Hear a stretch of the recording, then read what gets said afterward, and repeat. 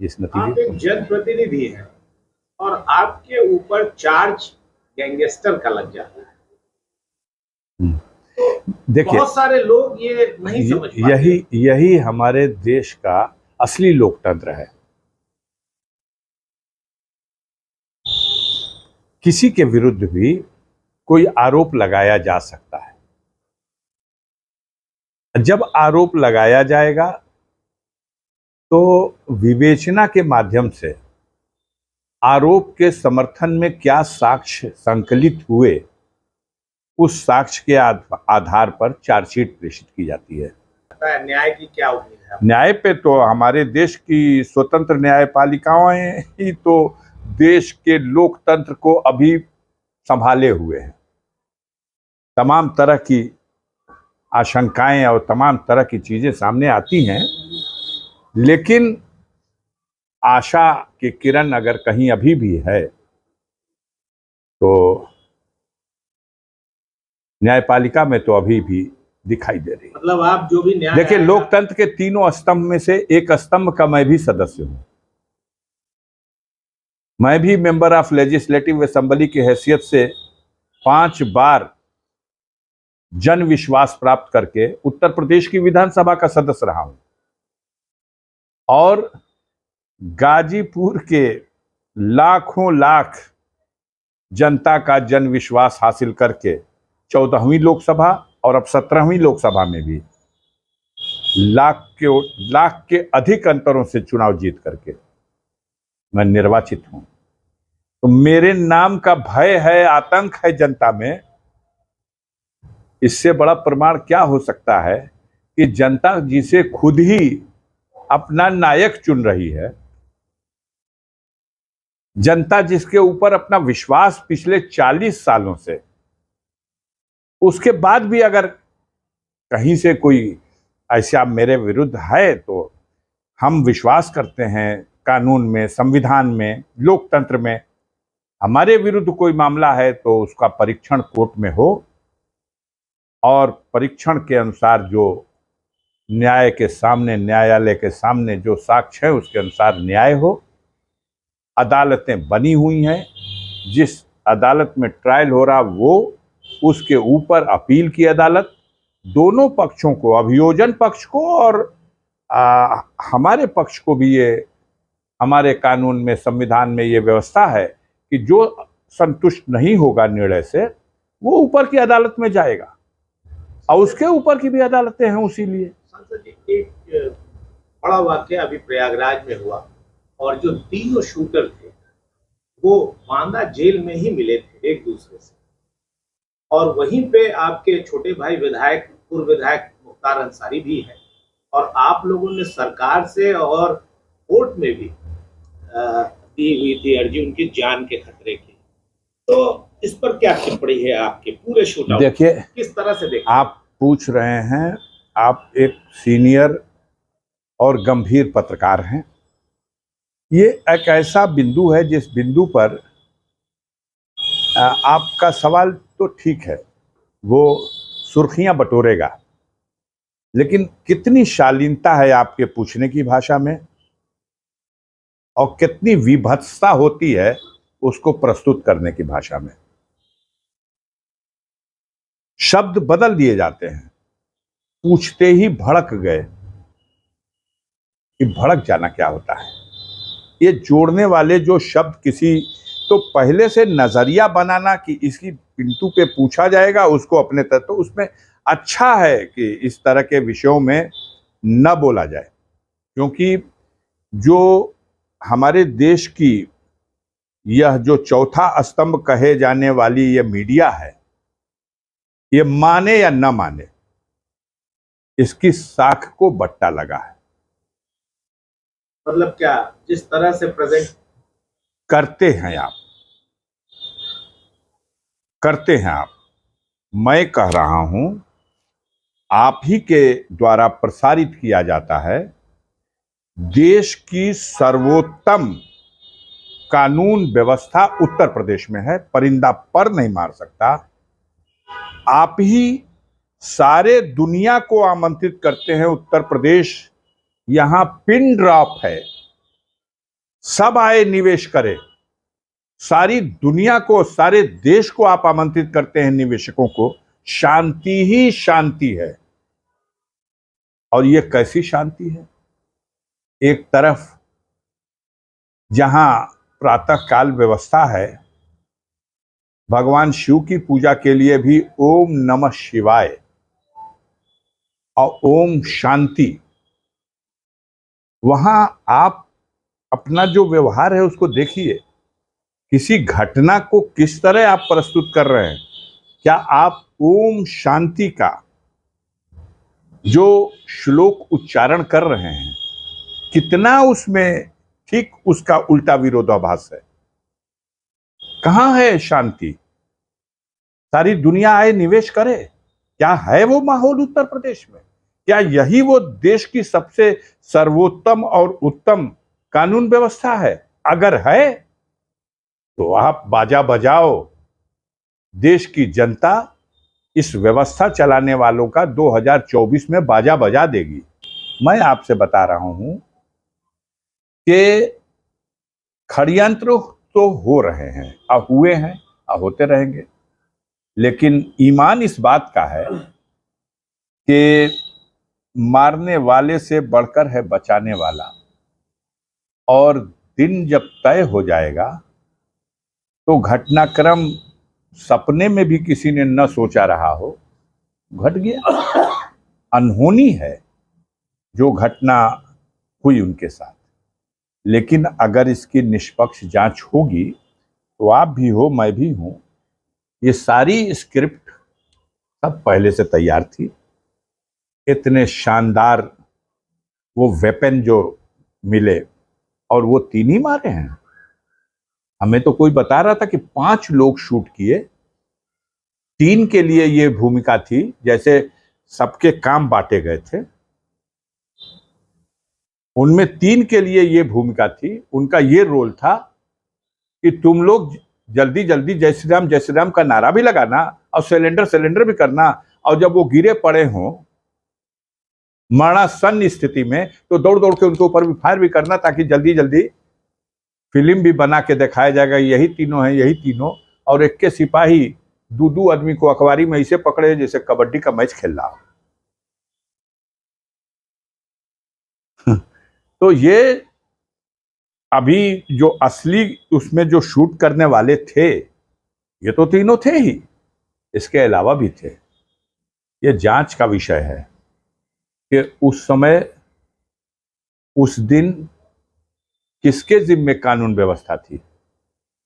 देश के वरिष्ठतम वकील ने कहा है, एक हत्या अतीक अहमद और उनके छोटे भाई अशरफ की हुई, और दूसरी हत्या कानून व्यवस्था की हुई। और आज ही मैं देख रहा था,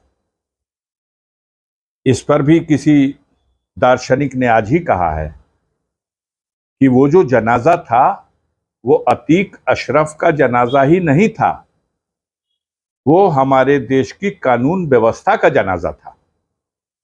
हमें शर्म ना आए, हम बेशर्म हैं। हमें बेशर्म बनाने के लिए आप ही लोग हैं। हमारी बेशर्मी को भी आप हमारी उपलब्धि बताते हैं।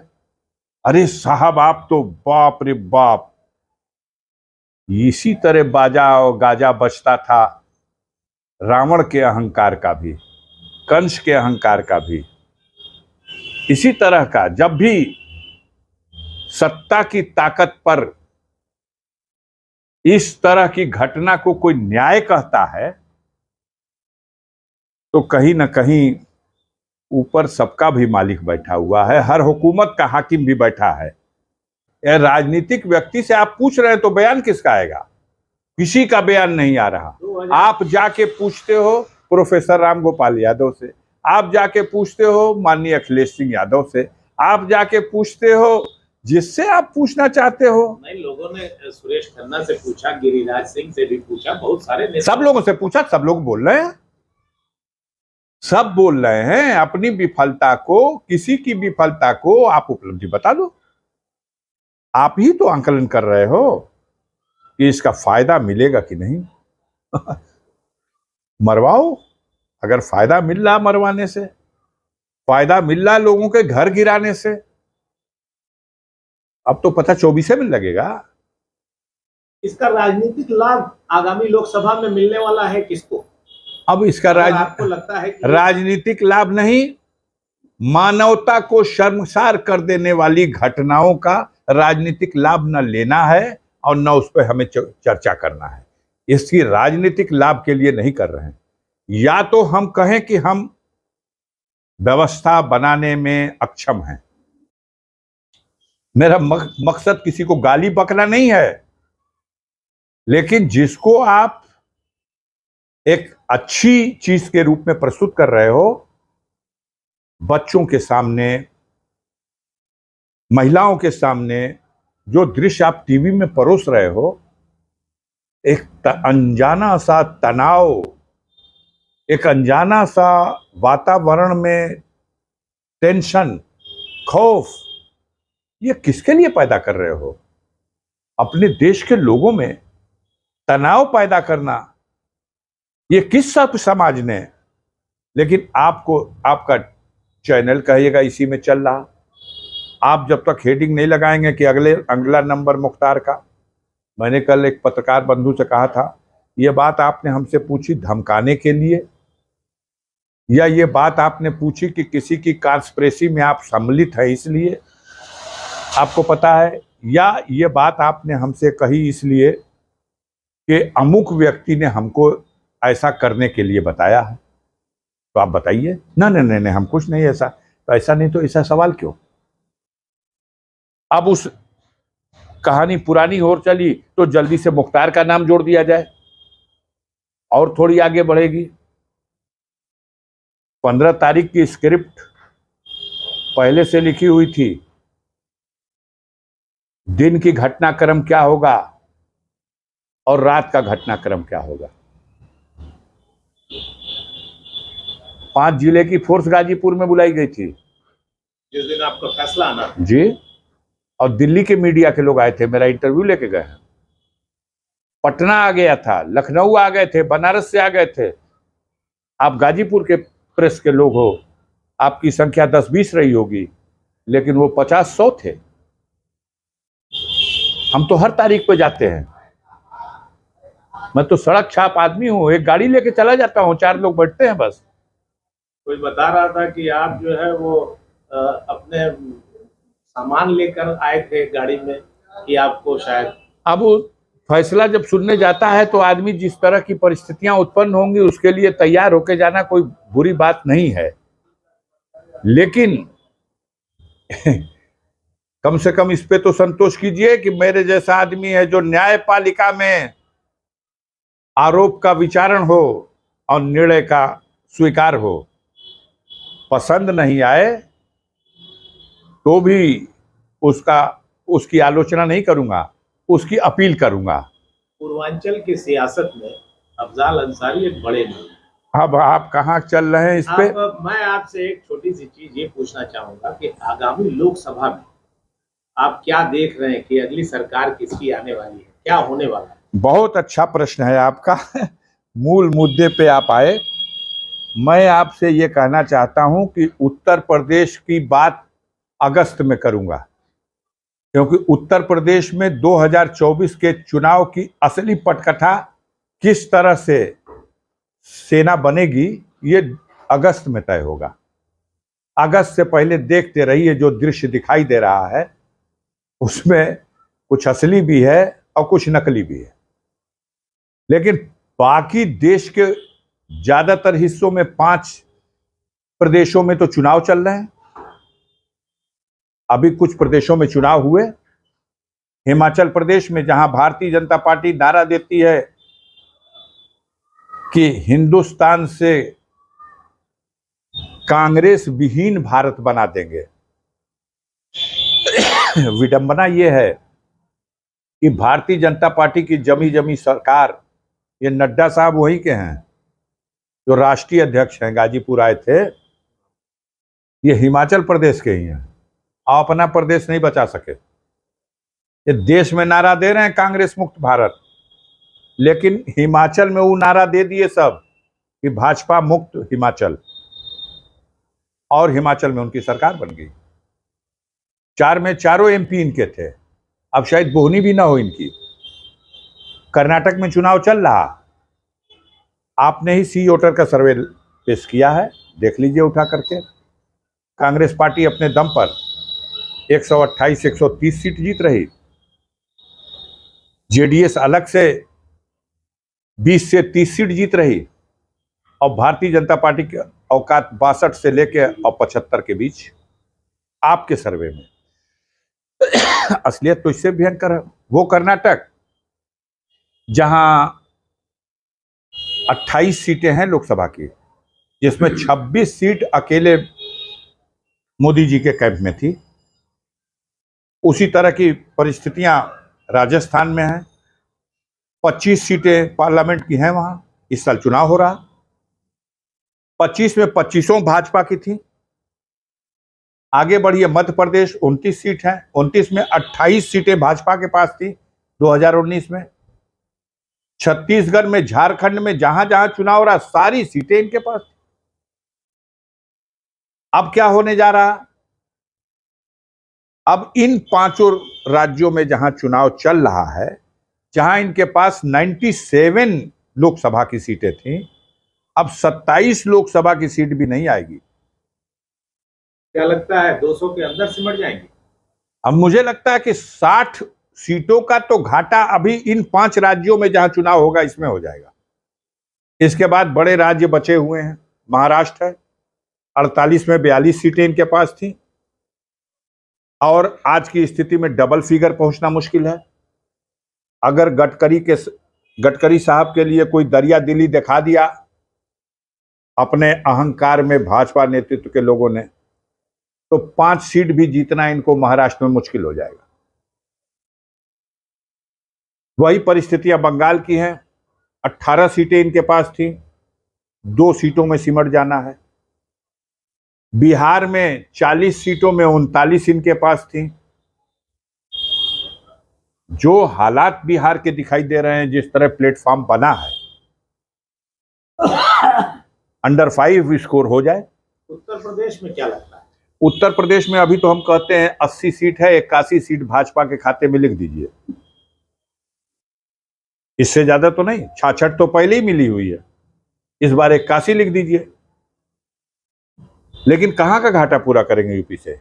कर्नाटक का घाटा, ये महाराष्ट्र का घाटा, ये राजस्थान का घाटा, ये बिहार का घाटा, ये बंगाल का घाटा, कहां का घाटा? मतलब आपके कहने के अनुसार आज की डेट में मेरा कहना है कि अगस्त में वो तस्वीर सामने आएगी कि ये सब कुछ काम नहीं आएगा। सर, अगस्त में ही क्यों? अगस्त क्रांति? अगस्त भारत के राजनीति में किसी क्रांति के लिए एक सबसे शुभ मुहूर्त अगस्त को माना गया है, और हमारे उत्तर प्रदेश में और खास तौर से पूर्वांचल में अगस्त क्रांति के लिए एकदम, आपको मालूम है देश में क्रांति बाद में हुई, देश आजाद हुआ 47 में, और उत्तर प्रदेश का ये पूर्वांचल 42 में 18 अगस्त को झंडा उंडा कांग्रेस का लहरा दिया और ब्रिटिश हुकूमत का झंडा जला दिया। चलते चलते सर एक अंतिम सवाल, 29 तारीख को फैसला आना है, उस दिन अफजाल अंसारी कोर्ट में मौजूद रहेंगे? एकदम रहेंगे, और टीका टिप्पणी आपसे भी कृपा पूर्वक अनुरोध है कि फैसले को लेकर टीका टिप्पणी मत कीजिए। जो चीज सामने आएगी उसको खबर बनाइएगा। ये तरीका गलत है कि आप भविष्य को खबर बनाना चाहते हैं। आप बना लो, कयास लगा लो, लेकिन हमारे मुंह से कहलवाओ, ये कतई उचित नहीं।